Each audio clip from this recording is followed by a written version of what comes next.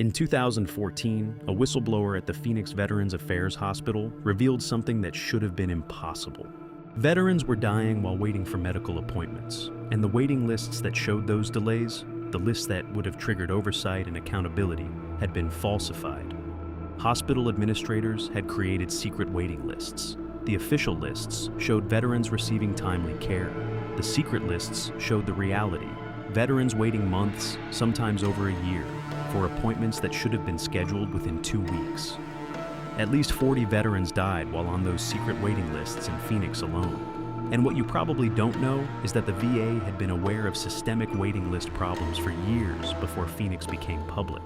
Internal audits, Inspector General reports, and congressional testimony had all flagged the issue.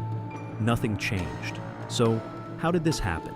How does a government agency responsible for the health care of men and women who serve their country develop a system of falsified records and secret waiting lists that persisted for years without consequence? The answer is incentives. VA hospital administrators were evaluated and compensated, partly based on whether veterans received timely care, defined as appointments within 14 days of the desired date. If a veteran couldn't get an appointment within 14 days, the clock was simply reset. The desired date was changed to match whatever appointment was available. On paper, the wait time disappeared. This practice was not unique to Phoenix. A 2014 audit found that 57,000 veterans nationwide had been waiting more than 90 days for their first appointment. An additional 64,000 veterans who had requested care over the previous decade had never been seen at all. The Inspector General found that 40 VA facilities had used similar falsification techniques to manipulate wait time data. Now here's what the internal documents showed about who knew. The VA's own Inspector General had issued reports warning about wait time manipulation as far back as 2005. A 2010 report specifically identified the practice of manipulating scheduling data to meet performance targets. Those reports were submitted to VA leadership. Congressional committees received them. The Government Accountability Office flagged the issue multiple times. The practice continued. The veterans most affected by these delays were not receiving routine care. Many were seeking treatment for service-connected conditions, injuries sustained in combat, PTSD, traumatic brain injuries. These were not people who could easily seek care elsewhere. The VA was their primary or only option. A veteran who survived Fallujah and came home with PTSD and a traumatic brain injury waited months for a mental health appointment. Some didn't survive the wait.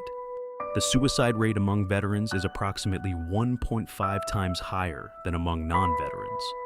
Access to timely mental health care is one of the most significant factors in preventing veteran suicide. The VA knew this. The waiting lists existed anyway. In 2014, VA Secretary Eric Shinseki resigned following the Phoenix scandal. He was a decorated general and Vietnam veteran who had served his country for 38 years. He was not criminally charged. The Veterans Access to Care Act was passed in 2014, allocating $10 billion to expand VA capacity and allow veterans to seek care from private providers when VA wait times were excessive. The VA's Inspector General subsequently found that implementation of the new system was inconsistent and that many veterans were still experiencing significant delays.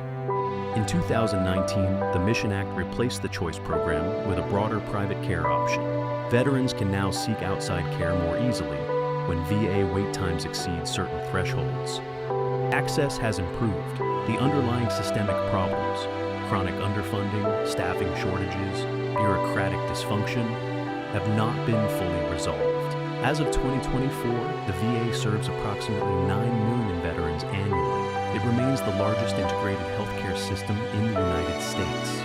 The men and women who served their country were promised care when they came home. Some of them died waiting for it. The administrators who falsified the records received bonuses based on the falsified data. 40 veterans died in Phoenix alone. The country that sent them to war could not schedule their doctor's appointments.